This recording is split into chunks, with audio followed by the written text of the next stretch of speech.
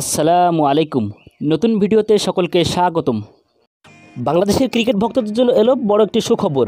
দীর্ঘ এক যুগের বেশি সময় পর অস্ট্রেলিয়া সফরে সুযোগ পাচ্ছে টাইগাররা।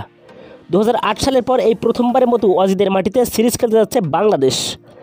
আগে নির্ধারিত ছিল যে 2027 সালে বাংলাদেশ অস্ট্রেলিয়া সফর করবে, কিন্তু অস্ট্রেলিয়ার ব্যস্ত সূচির কারণে সিরিজটি এগিয়ে এনে 2026 সালে আয়োজনের পরিকল্পনা করা হয়েছে।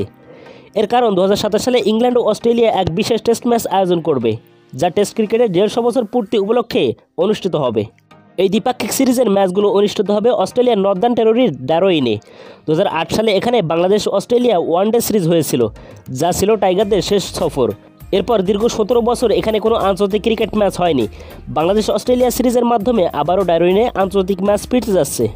এই সফরে কতটি ম্যাচ হবে এবং কোন কোন ফরম্যাটে ম্যাচগুলো অনুষ্ঠিত হবে তা এখনও নির্ধারিত হয়নি। তবে ক্রিকেট অস্ট্রেলিয়া নিশ্চিত করেছে এই সিরিজের মধ্য দিয়ে নতুন অস্ট্রেলিয়ান গ্রিন মৌসুম শুরু হবে, যেখানে দক্ষিণ আফ্রিকার বিপক্ষেও ম্যাচ থাকবে।